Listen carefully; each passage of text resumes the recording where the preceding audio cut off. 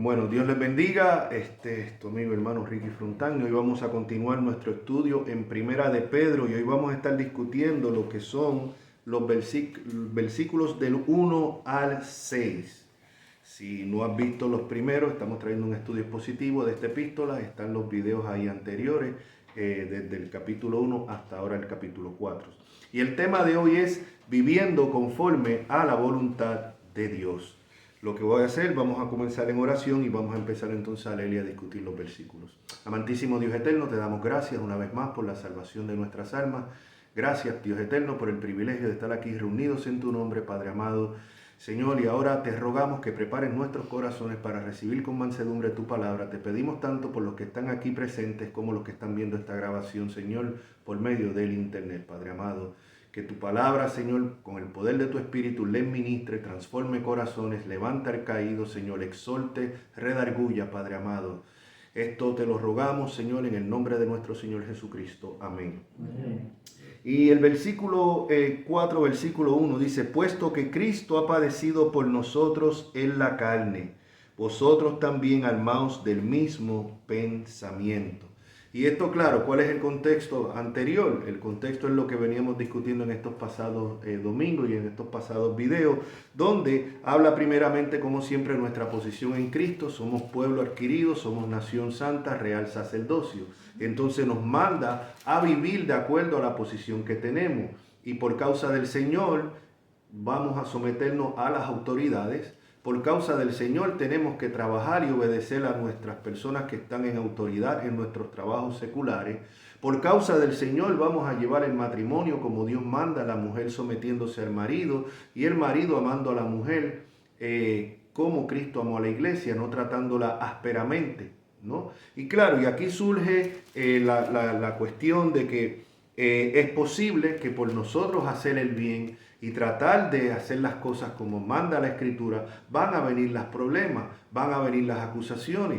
Y entonces vimos en el versículo 13 del capítulo 3 que dice, ¿quién es aquel que os podrá hacer daño a vosotros si seguís el bien? Mas también si alguna cosa padecéis por causa de la justicia, bienaventurados sois. Por tanto, no os amedrentéis por temor a ellos, ni os conturbéis, sino santificad a Dios el Señor en vuestros corazones. La actitud tiene que comenzar en nuestro corazón. Yo tengo que prepararme antes de ir al trabajo cada día, Señor. Prepara mi corazón, ayúdame a comportarme como un embajador tuyo, Señor. Ayúdame a que no explote yo indebidamente en un ataque de ira, de enojo, a no buscar yo desquitarme cuando me hagan mal. O sea, es algo que yo tengo que tomar, pedir la ayuda del Señor y tiene que comenzar en mi corazón, en mi corazón. Por eso tenemos que prepararnos. Ahora mismo, hoy aquí es domingo, algunos de nosotros tenemos trabajos seculares, mañana lunes. Tenemos que desde ahora no esperar mañana, no, desde ahora, Señor, ayúdame a sobrellevar esta semana laboral. Señor, sé conmigo. Dios mío, ayúdame a comportarme como un embajador tuyo, que yo no exponga tu nombre al vituperio en mi trabajo. Esa debe de ser nuestra oración, Señor. Si me maltratan, ayúdame a no responder yo de la misma manera. Eso es lo que viene diciendo. Y dice, teniendo, versículo 16, buena conciencia para que lo que murmuran de vosotros como de malhechores sean avergonzados los que calumnian vuestra conducta en Cristo.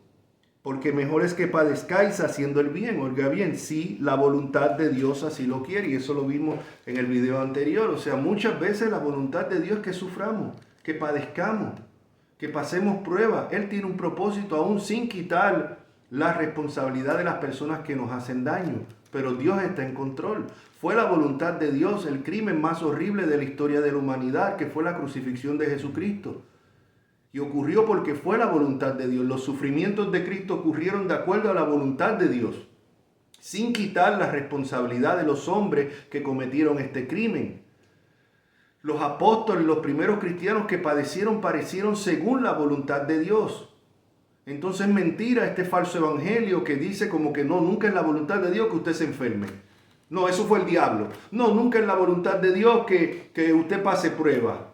Eso es del diablo. No, muchas veces es la voluntad de Dios. De hecho, si ocurre es porque es la voluntad de Dios, porque nada puede ocurrir fuera de la voluntad de Dios. Sin quitar, repito, la responsabilidad de los seres humanos. Los seres humanos Judas traicionó a Jesucristo de acuerdo a la voluntad de Dios, mas Judas fue responsable por su pecado porque él no lo hizo con la intención de llevar a cabo el plan de Dios. Él lo hizo con la perversa intención de su corazón. ¿Ve? Así que esto no excusa, no somos fatalistas. Esto no excusa decir, bueno, pues si fue la voluntad de Dios, entonces pues yo no soy responsable. No, usted es responsable, yo soy responsable de mis acciones. Aún de mis caídas yo soy responsable, aun cuando Dios pueda utilizar esas caídas para el propio bien, porque la Escritura dice que a los que aman a Dios todas las cosas les ayudan a bien. ¿Qué bien? No es el bien material necesariamente, sino el bien espiritual, nuestra semejanza a Cristo, que se va formando nuestro carácter por medio de las pruebas y muchas veces de las calumnias y muchas veces de los ataques injustos. Y ahí es que entramos, en ese contexto es que entramos entonces en el capítulo 4. Comienza, puesto que Cristo ha padecido, poniéndonos a nosotros de ejemplo a Jesucristo. Ha padecido por nosotros en la carne, vosotros también armaos del mismo pensamiento, pues quien ha padecido en la carne terminó con el pecado. Les quiero leer aquí el comentario de la Biblia que tengo, y estoy en la Biblia de Estudios Teológicos, que dice: puesto que Cristo ha padecido, los padecimientos de Cristo funcionan de nuevo como modelo e inspiración para los lectores. O sea, aquí el apóstol Pedro, bajo inspiración, nos lleva a los sufrimientos de Cristo como ejemplo, para que no nos sintamos nosotros a veces tan víctimas. Ay, como uno lee, hoy es el victimismo todo el tiempo en las redes sociales. Ay, ¿por qué? Pero ¿por qué Dios permite que esto me suceda a mí? Yo mientras más estoy ahora buscando y trabajando para el Señor, mira las cosas que me han pasado. ¿Por qué a mí? ¿Y por qué no? O sea, ¿por qué no? O sea, Dios permite las cosas y tiene un propósito, aunque usted y yo no lo veamos. Está en control, aunque usted y a mí no nos parezca. Eso siempre tenemos que recordarlo. Y siempre tenemos que recordar que por más cosas malas que nos ocurran a nosotros, nosotros merecemos mucho más que eso. Mucho más que eso. Si miramos nuestro pecado, si miramos nuestra maldad, nuestra rebeldía, es que si Dios nos fuera a pagar de acuerdo a lo que merecemos, es que estuviéramos en el infierno, aquí cada uno comenzando por el predicador. Decía Spurgeon, el príncipe de los predicadores del siglo XIX, que cuando hablen mal de ti, no te enojes. Cuando hablen y te calumnien y hablen mal de ti, no te enojes, porque tú eres peor de lo que ellos están diciendo. Y es verdad, yo me aplico eso. Uno se molesta, sí, porque me pueden acusar injustamente o por los motivos erróneos. Cuando aquel hombre, se me olvidó el nombre de él ahora, cuando David le dieron el golpe de estado a su propio hijo, que él iba caminando junto con sus hombres por el pueblo, huyendo, que tuvo que abandonar Jerusalén. Este hombre, no me acuerdo si era Simeí el nombre, creo, puedo haberme equivocado, pero empezó a gritarle asesino a David y a injuriarlo, ¿no? Y uno de los hombres de David les dijo: deja que yo mate a este perro, ¿cómo se atreve a hablarle así al rey? Y David dijo: no, déjalo, si él lo hace es porque Dios así se lo ha permitido, ¿no? Y aunque el hombre estaba acusando falsamente en un sentido a David, al llamarlo asesino, lo estaba llamando asesino por lo que lo hacía responsable de la muerte de Saúl y la familia de Saúl, ¿no? Era un falso testimonio, pero a la misma vez estaba diciendo verdad, porque David no era culpable de la muerte de Saúl, pero sí fue de la muerte del esposo de Betsabé. Entonces pueden que nos estén acusando de algo que sea falso, a la misma vez créanme que somos culpables de muchas otras cosas. O sea, y siempre tenemos que tener esto en mente. Pero entonces aquí nos lleva a Jesucristo, nos lleva y nos pone el ejemplo de Jesucristo, que debe de ser el modelo de nosotros. Y sigue diciendo: para no vivir el tiempo que resta en la carne. Aquí nadie sabe cuánto tiempo nos queda. A lo mejor nos quedan años, a lo mejor nos quedan meses, a lo mejor nos quedan días, a lo mejor nos quedan minutos. Aquí nadie sabe. O sea, aquí nadie sabe lo que nos queda. Pero lo importante es que no vivir lo que nos queda aquí de acuerdo a la carne. ¿Qué se refiere a la carne? A los deseos pecaminosos de la carne, que son contrarios a Dios. Para no satisfacer. Una manera de satisfacer la carne es respondiendo maldición por maldición, que vimos unos versículos antes que nos dice que no debe de ser. Es tomar actitud. Bueno, si me habla, me habla, y si no, no le hablo nada. Si me saluda, lo saludo, y si no, no saludo más. Y aquel hermano que no le hablo, es más, miro para el otro lado. Estamos viviendo en la carne. No, yo no estoy en fornicación. Estás viviendo en la carne. Estamos viviendo en la carne. Cuando vivimos con resentimiento, con enojo, con ese tipo de actitudes, estamos viviendo en la carne. Es que creemos que vivir en la carne es vivir en fornicación, o en homosexualidad, o en borrachera solamente, o en droga. No. Pagar mal por mal es vivir en la carne y es actuar de acuerdo a los deseos pecaminosos de la carne. Y eso es lo que dice, para no vivir el tiempo que resta en la carne conforme a la concupiscencia de los hombres, sino conforme a la voluntad de Dios. No conforme a los deseos, sino conforme a la voluntad de Dios. ¿Y cuál es la voluntad de Dios? Está en la Escritura. Leamos la Escritura. Ahí vemos cuál es la voluntad de Dios. Hay un montón de cristianos que no tienen idea de cuál es la voluntad de Dios. ¿Por qué? Porque no la leen. Y muchos están todo el tiempo pendientes a que sueñe o hablar que el profeta le diga. No. Es que hoy en día, lo he dicho en otras ocasiones, el evangélico típico de a pie no tiene más conocimiento que el católico romano de a pie. No lo tienen. La reforma fue un volver a la palabra de Dios como el centro. Por eso saben que la primera escuela pública fue en la Ginebra de Calvino. ¿Por qué? Porque Calvino y los reformadores decían, tenemos que tener la palabra de Dios disponible al pueblo, a lo cual la Iglesia Católica Romana se opuso y quemó personas por eso, por traducir la Biblia al idioma del pueblo, porque tenía que ser en latín y un ritual en el cual nadie entendía. Todavía la abuelita mía me contaba a mí que cuando ella asistía a misa, la misa era completamente en latín, un ritual, o sea, completamente apartado del pueblo. El pueblo iba por tradición, pero no entendía ni lo que se hablaba ni lo que se decía en la misa. Entonces, los reformadores dijeron, para que el pueblo entienda, comprenda la palabra de Dios, tienen que saber leer. En ese tiempo la gran mayoría de los europeos eran personas sin letras, o sea, analfabetas. Por eso es que se empiezan las iglesias, las escuelas públicas con el fin de que el pueblo puede aprender, y lo hacen obligatorio en Ginebra, para que puedan aprender a leer y puedan estudiar la palabra de Dios. ¿Ves? Para ese mismo tiempo es que surge también la imprenta. Pero hoy en día los cristianos que saben leer, con Biblia de todos los tamaños, no la leen, no la leen. Y después quieren saber la voluntad de Dios. Déjame ir al profeta o a la profeta. O soñé, déjame comerme, sabe Dios qué es la noche para ver qué sueño tengo, a ver si Dios me habla. Y no tienen ningún conocimiento. Entonces dice, sino conforme a la voluntad de Dios. Baste ya el tiempo pasado para haber hecho lo que agrada a los gentiles. Y nuevamente mira aquí como Pedro dice, baste ya del tiempo pasado para haber hecho lo que tú querías, pero aquí lo dice de la manera para haber hecho lo que agrada a los gentiles. Pregunta, ¿a la iglesia que Pedro le está hablando aquí es una iglesia judía mayoritariamente o gentil? Es una iglesia mayoritariamente gentil. Entonces, ¿por qué él dice, ya basta de haber hecho lo que agrada a los gentiles? ¿Por qué? Porque nuevamente, como vimos ya en versículos anteriores, cuando él le da títulos del antiguo Israel a la iglesia como real sacerdocio, pueblo santo, ahora él llama gentiles a los incrédulos, considerando a la iglesia que está compuesta mayoritariamente de gentiles como el verdadero Israel de Dios. ¿Ve? Como el verdadero Israel de Dios. Entonces, por eso es que él dice, basta ya de haber hecho lo que agrada a los gentiles, andando en lascivias, concupiscencias, embriagueces, orgías, disipación y abominables idolatrías. A estos, o sea, a estas personas que andan así, les parece cosa extraña que vosotros no corráis con ellos en el mismo desenfreno de disolución y os ultrajan.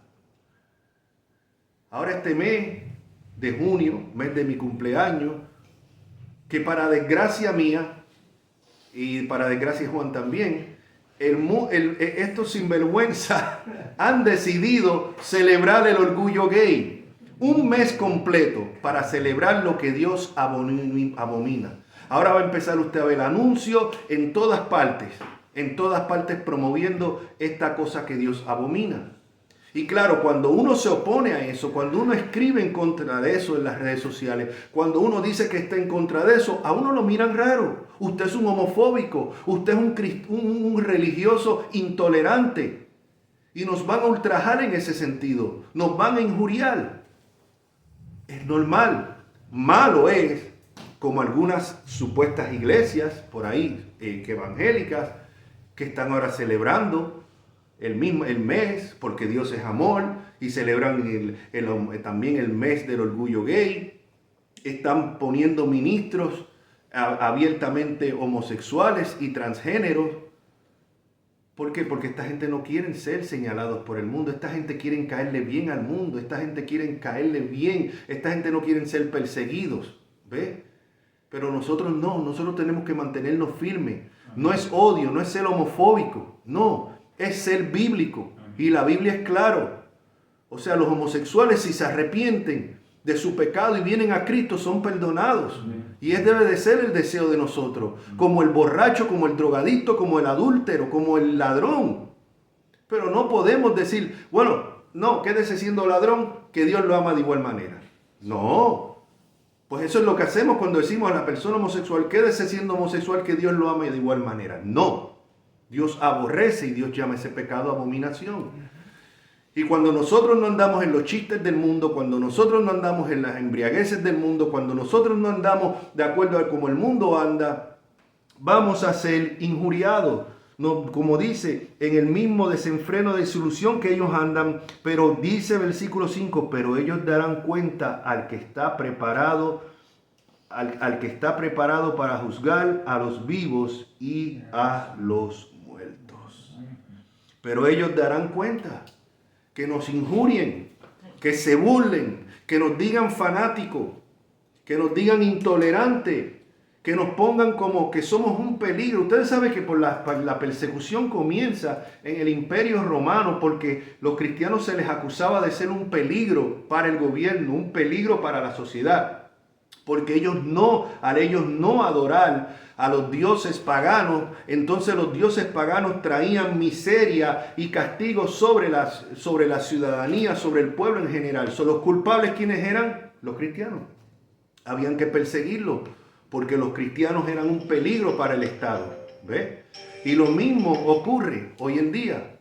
En la pasada administración que teníamos aquí en Estados Unidos, había una persecución contra los cristianos. Pastores fueron arrestados en sus propias casas. ¿Por qué? Bueno, porque se pararon al frente de una clínica de aborto a orar, no a molestar a las personas que estaban entrando, fuera. Bueno, pues por eso fueron arrestados, fueron perseguidos. Vi el caso de un pastor que fueron a su casa, agentes del FBI, con escopetas y todo, y lo sacaron esposados delante de sus hijas. Esto aquí en Estados Unidos, para que no vayamos más lejos. O sea, y vemos que la administración pasada tenía una persecución contra los cristianos. O sea, porque ¿cómo lo están tratando? De intolerantes, de fanáticos, de ultraderecha. ¿Ve? Y así mismo, lo primero es poner la etiqueta. Después que le ponemos la etiqueta, son un peligro para la sociedad, hay que perseguirlo. Está ocurriendo ahora mismo en Europa. Europa cada día va más a una dictadura. En Europa, que se jactan de la gran democracia, ahora mismo en Reino Unido han arrestado 7 veces más personas por diferir con el gobierno, por poner en internet publicaciones criticando el gobierno, que en la Rusia de Putin. Luego Putin es el dictador. Luego en Rusia no hay tolerancia. Pero ¿y qué hay de los países europeos? Y no estoy defendiendo aquí a Putin ni a Rusia. Pero ¿qué de los países europeos? Cada día están tomando más el control. Y eso era lo que quería hacer aquí la pasada administración. Cortar todito con la cuestión de crimen de odio, cortito con la cuestión de que son noticias falsas, cada vez callar más a las personas de línea conservadora y a los cristianos. Pues no nos debemos de sorprender. Lo que no debemos tampoco cambiar nuestro mensaje, ni tampoco sentirnos como víctimas. Estamos sirviendo al Dios del cielo, al Creador del cielo y la tierra, que está controlando todo. Y un día estas personas que se burlan de nosotros, si no se arrepienten, van a tener que dar cuenta a Dios. Es lo que dice la Escritura. Terminamos porque porque por esto también ha sido predicado el Evangelio a los muertos para que sean juzgados en carne según los hombres, pero vivan en espíritu según Dios. Amén. Brevemente ese versículo explicarlo porque es otro versículo difícil. Dice aquí, les voy a leer simplemente rapidito la explicación que da. Aunque algunos mantienen que Pedro ofrece una segunda oportunidad tras la muerte a aquellos que rechazaron a Cristo, tal punto de vista es insostenible, ya que contradice no solo la clara enseñanza de la Biblia a lo largo del resto de la Biblia. Ejemplos, por ejemplo, Lucas 16:26, el rico y Lázaro, Hebreos 9:27, donde dice que está establecido para los hombres morir una sola vez y después el juicio, sino también el contexto inmediato que tiene que ver con lo importante que es para los creyentes la perseverancia. O sea, que es lo que viene hablando. El juicio venidero a los vivos y a los muertos, conforme ha dicho el contexto, se refiere a quienes se les predicó el evangelio cuando estaban vivos, pero que después murieron en consonancia con el significado de muertos. En el versículo 5, aunque los creyentes experimenten la muerte física, por decirse, sean juzgados en la carne según los hombres, los creyentes que murieron viven en espíritu según Dios. Así que mis hermanos, como dice el versículo, que vivamos lo que queda, lo que nos queda, que aquí nadie sabe, pero que lo vivamos conforme a la voluntad de Dios. La voluntad de Dios va a ser muchas veces que vamos a padecer, que vamos a ser injuriados, que vamos a ser calumniados. No nos sorprendamos. Vamos a ver más adelante aquí mismo en Primera de Pedro, que Pedro va a decir, no se sorprendan por la fuerza de prueba que ha venido sobre ustedes, como si esto fuera algo extraño. Lo extraño es que no viniera. Jesucristo dijo, en el mundo tendréis aflicción, pero confiad, yo he vencido al mundo. Pablo dijo, es necesario que a través de muchas tribulaciones entremos al reino de Dios. Amén. Así que concluimos aquí. La semana que viene seguimos en los versículos del 7 al 11 y vamos a estar explicando esos versículos. Pronto voy a terminar de hacer otro video acerca de lo cual es la verdadera iglesia.